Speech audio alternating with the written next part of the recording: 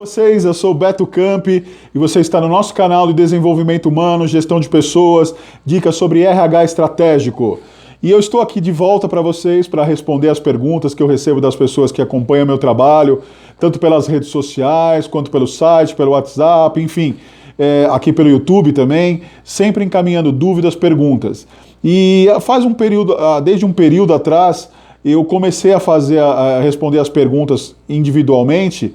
E cheguei a fazer 2 vídeos para vocês que eu chamei de RH Responde Sem Filtro, que são perguntas aleatórias, sem nenhum tipo de filtro, porque às vezes as pessoas saem um pouco do formato de desenvolvimento humano e fazem perguntas até específicas, e eu acho justo responder a todos, independente aí de filtrar o conteúdo, tudo. Então, o RH Responde serve para isso, principalmente RH Responde sem filtro, e essa é a proposta aqui.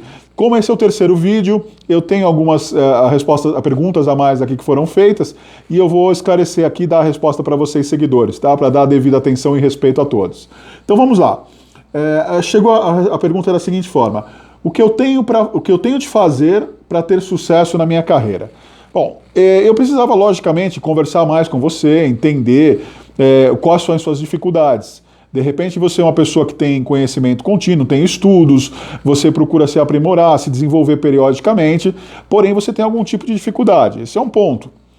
Por outro lado, você pode ser também uma pessoa que não faz esse tipo de desenvolvimento, que não se dedica, que não participa de treinamentos, palestras, que não lê livros. Então você vai estar, de certa forma, minimizando esse conteúdo. Pode existir também a possibilidade de você hoje trabalhar para uma grande empresa e essa grande empresa não ter um formato de plano de carreira, e aí te convida a orientar a empresa a contratar o nosso serviço para que a gente possa ajudar nesse formato. A empresa que você trabalha, ela pode ser uma empresa pequena, que não tem uma forma, não tem um teto, não tem uma forma de continuidade para que a sua carreira possa desenvolver. Você pode trabalhar, por exemplo, ser o gestor e depois de você vem o dono. E a empresa hoje ela tem lucratividade, ela está feliz nesse formato e não quer se desenvolver, é uma opção. Então como que você vai criar uma carreira aí?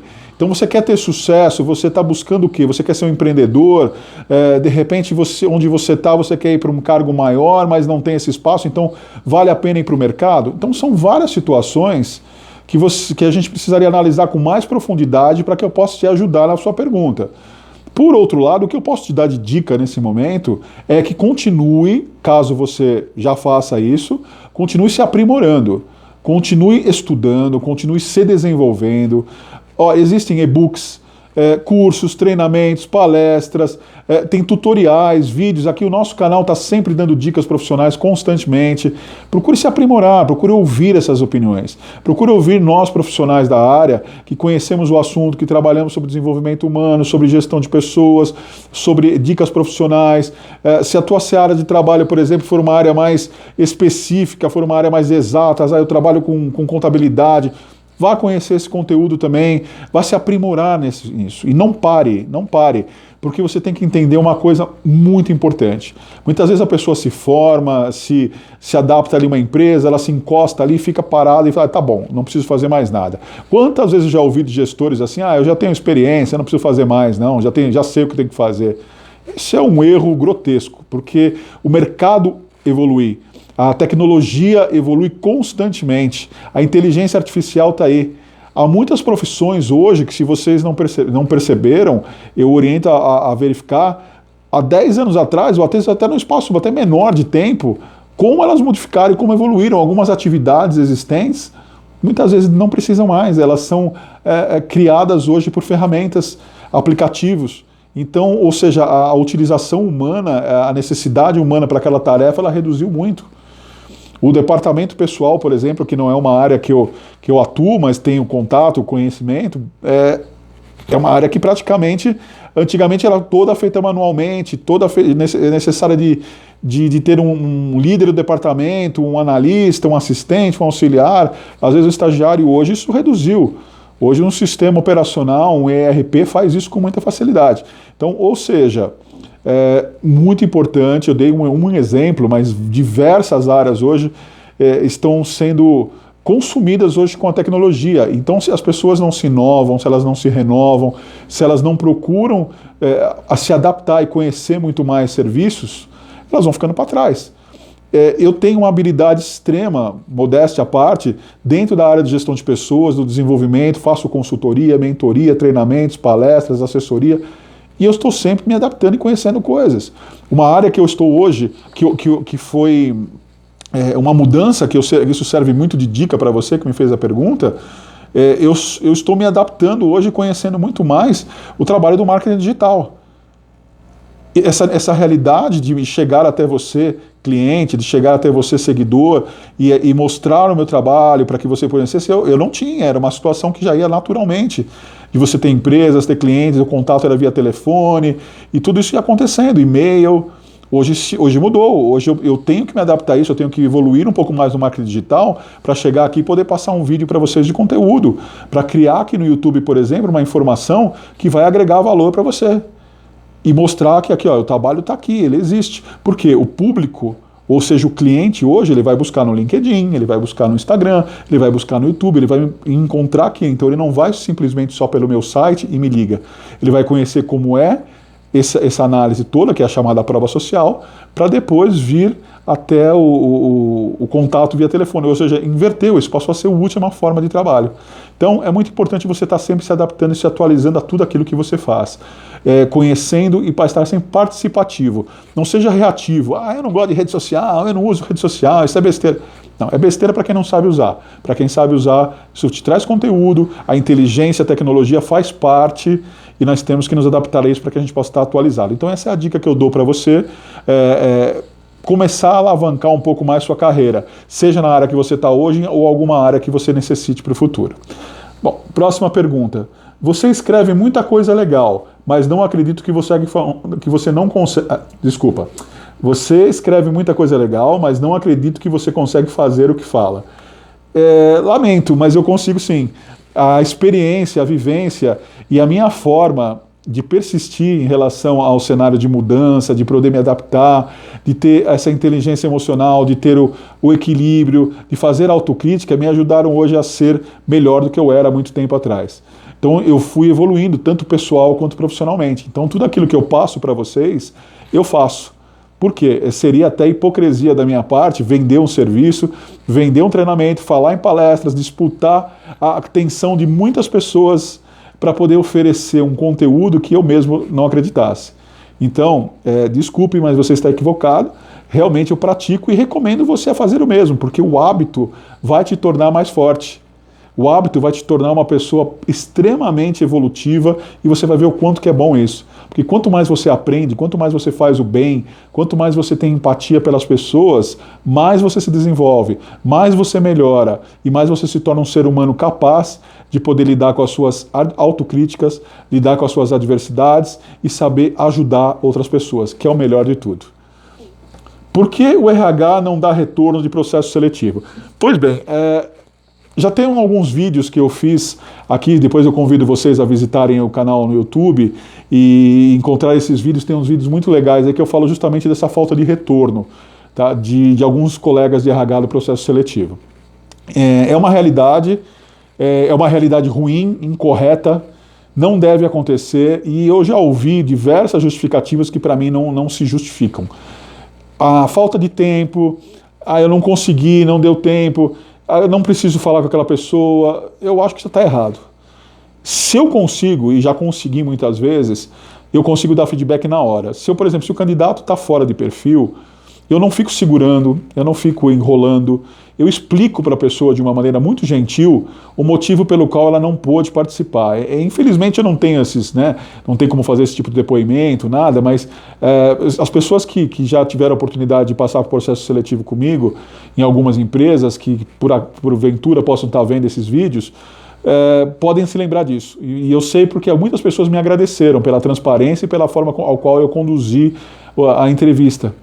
É necessário ser transparente. Às vezes você vê na hora que a pessoa está fora de perfil e você pode conversar, falar, agradecer, entende a presença, que é muito importante. Se a pessoa realmente tem uma aptidão, se você vê que ela pode se encaixar na empresa em outra oportunidade, explique que você vai guardar o currículo de fato para aquilo, que você pode vir a chamar futuramente. Em contrapartida, não dê falsas expectativas. Amanhã eu vou te ligar, vamos ver, eu vou entrevistar mais gente, amanhã eu vou te ligar, sendo que você sabe que não vai convocar. Explica, fala, olha, eu preciso de uma determinada estratégia aqui, eu preciso que você tenha uma técnica que você não tem, ou eu já entrevistei uma pessoa que tenha mais do que você tem, então nesse momento eu vou priorizar. Te agradeço por ter vindo, muito obrigado. Seja transparente, não tem problema. Isso também, além de minimizar o tempo de você ter que dar uma resposta pronta por e-mail ou por WhatsApp de retorno, faz com que você seja claro. Você imagina até essa pessoa que vai entrevistar com você e você mente ou faz esse tipo de alusão e a pessoa percebe, porque às vezes em entrevista é perceptível isso, né? Quando a pessoa não vai com a sua cara, não vai te contratar e ela deixa, não, legal, vou te ligar, hein? Bacana, vamos ver aí, vou entrevistar outras pessoas, você sabe que não vai ligar. Você não sabe que vai ligar. E imagina essa pessoa depois, se por um acaso acontece uma reviravolta, alguma coisa, e você vem trabalhar nessa empresa, que ideia que você vai ter daquela pessoa? Né? Qual a imagem que você vai ter? Então, eu entendo que os profissionais de RH, os colegas que não fazem isso, têm que mudar esse tipo de visão, esse tipo de atitude e começar sim a dar retorno. É muito importante esse feedback, as pessoas esperam isso, têm expectativas, então elas precisam receber e saber por que elas não foram contratadas, ou que não foram contratadas. Da mesma forma que a gente informa aqueles que estão participando do processo, aqueles que não estão é muito relevante. E, por favor, tentem, administrem de uma forma inteligente o seu tempo, deem esse retorno rápido. Não deixa, às vezes, a pessoa esperando uma semana e meia e quando a pessoa te cobra, você fala que ela não foi contratada. Às vezes a pessoa tem outras oportunidades ali em volta também, e ela requer, às vezes ela gostou da sua empresa, ela está esperando que seja chamada por ali e você não vai chamar. Então é um ponto a se analisar, a pensar, há muito o que fazer e há muitos colegas aí que podem transformar isso de uma melhor forma possível. Fica a minha dica para todos, respeitando, claro, profissionalmente todos os colegas, mas sempre dando essa dica para poder evoluir.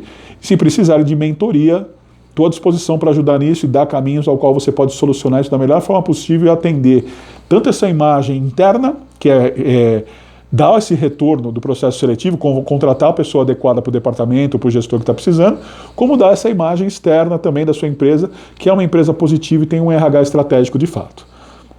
Vamos lá, próxima pergunta. Trabalho em uma empresa que gosto e todos gostam daqui, mas tem um puxa-saco que convence a dona e atrapalha muita coisa e está sempre arrumando confusão. Como eu lido com isso?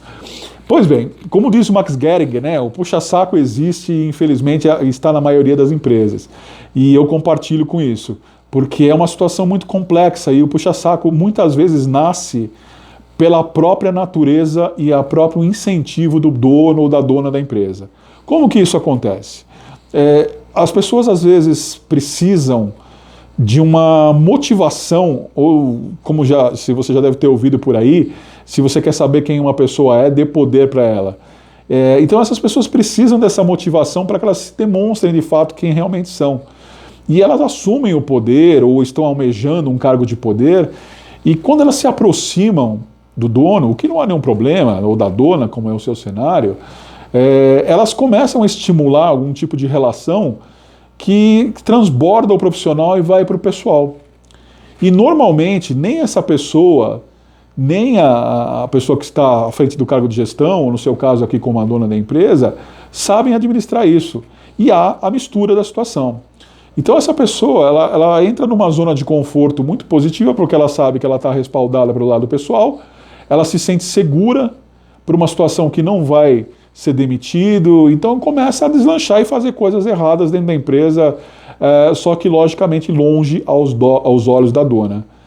E afeta muito a relação, o clima organizacional, até que alguém começa a se manifestar, começa a gerar conflitos, e normalmente essa pessoa tem uma capacidade de persuasão para chegar na dona da empresa, chegar no dono da empresa e convencer de que ele é o inocente e a vítima da história. E o dono ou a dona o que faz normalmente?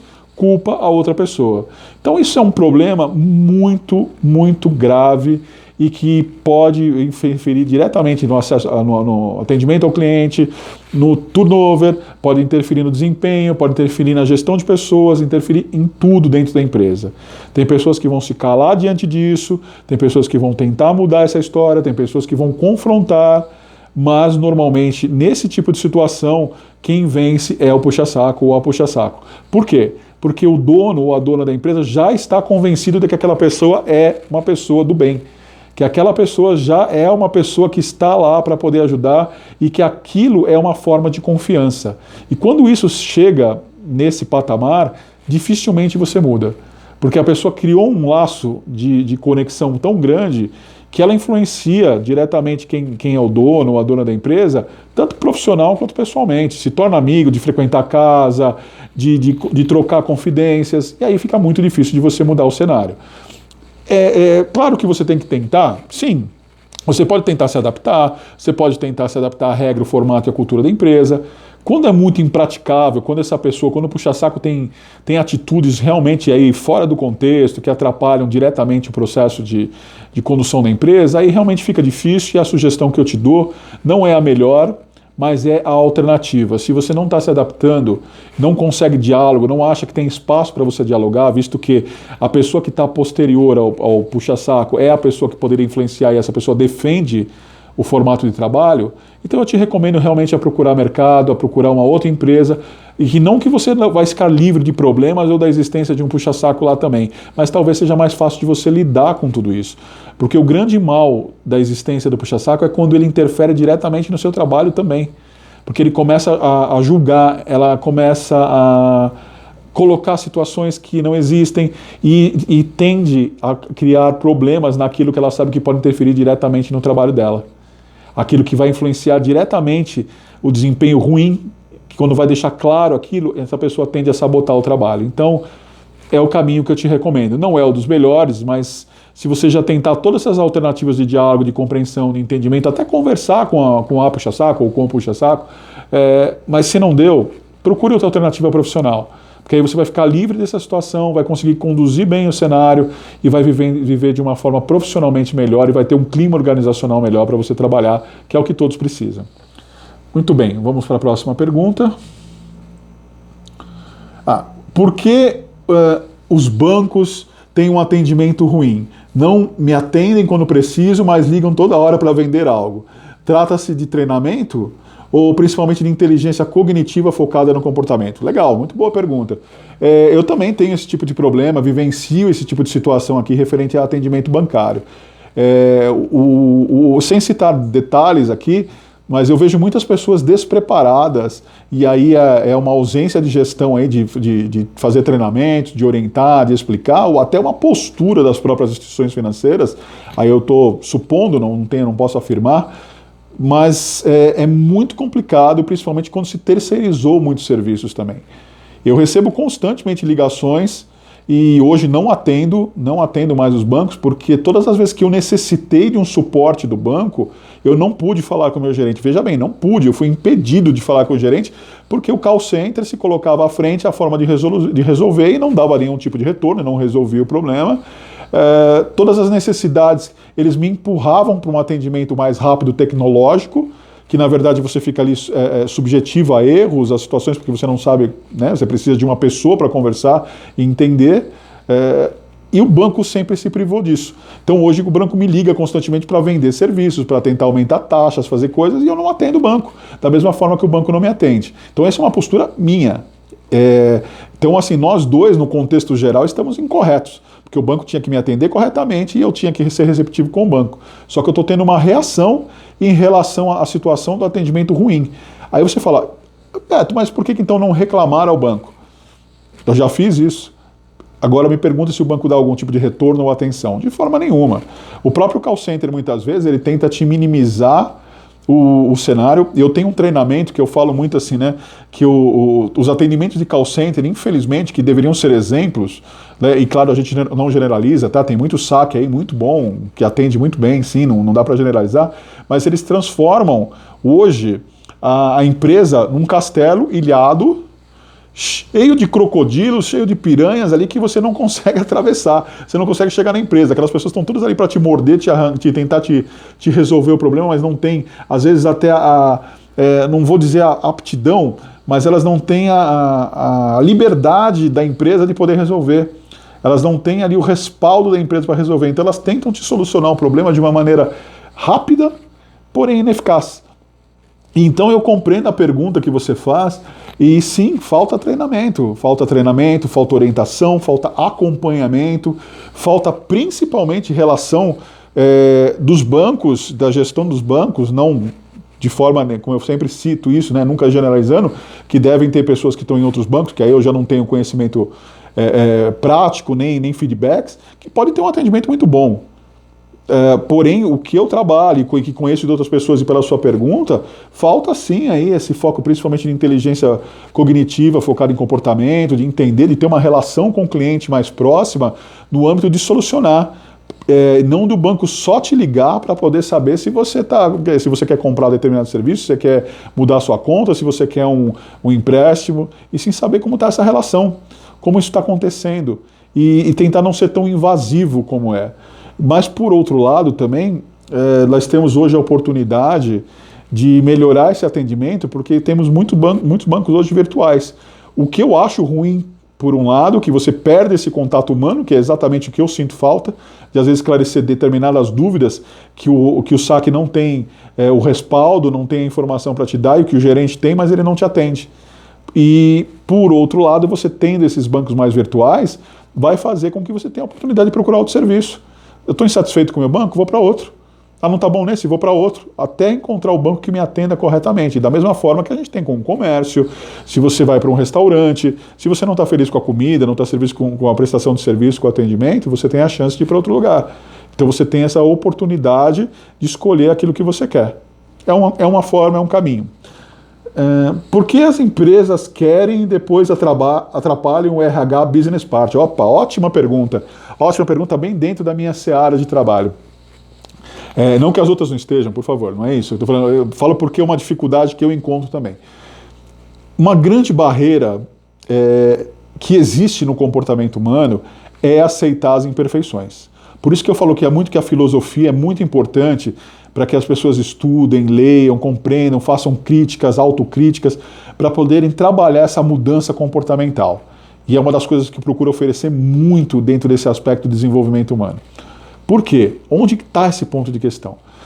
Eu já peguei várias situações, felizmente consegui mudar a grande maioria, uma minoria eu tive barreiras e dificuldades para resolver, e outras eu realmente não deu para dar andamento da forma que eu queria, mas uma grande parte contrata a necessidade da consultoria, da assessoria, ou às vezes até para trabalhar via CLT, um profissional da área de recursos humanos. Então ele quer um business partner, ele quer esse parceiro de negócio, ele entende a importância da gestão de pessoas e de um RH estratégico. Em contrapartida, quando o RH estratégico faz uma pesquisa de clima, vê as necessidades do ambiente profissional, vê as necessidades de mudança e propõe essas mudanças, a própria pessoa que te contratou não aceita. E eu já peguei cenários em que essas pessoas, que são as que contrataram, às vezes CEO de empresas, são as responsáveis pela grande parte do tumulto interno. E aí, claramente, eu converso de uma maneira super gentil, educada, explicando que ela é a pessoa responsável e é que ela que está causando esse tipo de impacto. E essas pessoas, naturalmente, não querem, não concordam. Então, há sim essa resistência, essa pergunta sua é muito pertinente, porque há gestores que atrapalham. Eu já peguei situações de conflitos de casal, o casal administrava a empresa, contratou meu serviço e eles conflitavam entre eles. Então, muitas vezes, o marido realizava uma atividade produtiva e a esposa fazia questão de sabotar, atrapalhar de alguma forma, ou não deixar o financeiro andar com aquilo, porque ela era contrária. E quando eu cheguei ao entendimento do diálogo, eu me lembro muito bem numa conversa muito bacana que a gente teve, transparente sobre o tema, que ocorreu durante um almoço, e sem citar nomes, nada, e o proprietário me explicou, ele falou, olha, Beto, eu entendo, você tem razão absoluta no que você está falando, tudo isso está acontecendo, só que todas as vezes que eu vou resolver esse conflito, envolve o meu casamento. E à medida que eu vou solucionar, tentar arrumar isso, afeta não só a minha vida profissional como a pessoal, né? E pode envolver a relação amorosa entre nós. Então, isso é uma coisa muito complexa. Aí é uma hora que a gente tem que entender, ver se vale a pena continuar, retirar a consultoria, amenizar algumas coisas, porque envolve um fator externo que está incorreto, sim, isso não deveria de forma nenhuma interferir, mas você entende a proporção da situação, como que você vai lidar com isso, porque, olha, não importa, você faz a tua parte aqui, deixa o teu casamento acabar, não dá, Então você vai ter que amenizar isso, tentar achar um meio termo, e é muito legal, um desafio muito bacana para nós que somos profissionais da área de recursos humanos. Por outro lado, você tem que entender que ali o seu trabalho vai ficar limitado. E aí vai da sua escolha. né? Eu fiz uma escolha naquele momento. Então você tem que pensar também, olha, o que vai? Eu continuo? Eu não continuo? Eu vou parar por aqui? Eu vou deixar meu trabalho construído até aqui? Posso dar um respaldo periódico, mas estar aqui constantemente não dá porque não vai andar. São escolhas. Então, volto a dizer assim, comportamento humano é heterogêneo, raramente é homogêneo, e você vai ter uma dificuldade sempre grande de aceitação. Por outro lado, há CEOs que eu já trabalhei que deixam fluir. Eles confiam, determinam, seguem o trabalho e você faz. E aí, se eles tiverem alguma coisa a questionar sobre o resultado que você teve, sobre o desempenho, sobre a situação, eles te chamam para tratar aquele assunto. E não para boicotar, ou para atrapalhar, ou tirar o empenho que você está tendo numa solução que é para a empresa dele. E existe um outro ponto que vale aí para salientar para o amigo, que aí nós, profissionais, eu não sei se você, pela tua pergunta aí, se você trabalha com consultoria, se você é de uma área específica de recursos humanos, mas existe um ponto aí que é a vaidade. Tá? Existem também donas de empresa, empresárias aí que têm essa vaidade muito aflorada em relação ao poder. Então elas querem que você faça, eles querem que você faça, eles estão à disposição, eles aceitam, te contrataram para esse tipo de mudança e acham suas ideias ótimas. Só que quando você começa a ter um destaque maior, eles entendem que você está tomando o espaço deles de poder e muitas vezes eles acabam restringindo o que você faz ou engessando o teu tipo de trabalho. Então, também faz parte do espetáculo, tá? E aí a gente tem que saber lidar com determinadas situações. Deixa eu ver se tem mais alguma pergunta aqui para vocês, do RH Responde Sem Filtro, ou se nós encerramos essa primeira etapa. Encerramos de fato. E eu agradeço vocês todos por essas perguntas legais aí, essa participação. Continuem enviando. Vou gravando os vídeos dentro do possível, vou respondendo a todos. Às vezes eu faço as perguntas específicas quando o tema é muito, muito longo, quando o tema é interessante tratar dele à parte, e quando são outros assuntos que também são interessantes, mas dá para nós tratarmos aqui dentro do RH Responde, eu faço isso e respondo a todos aqui.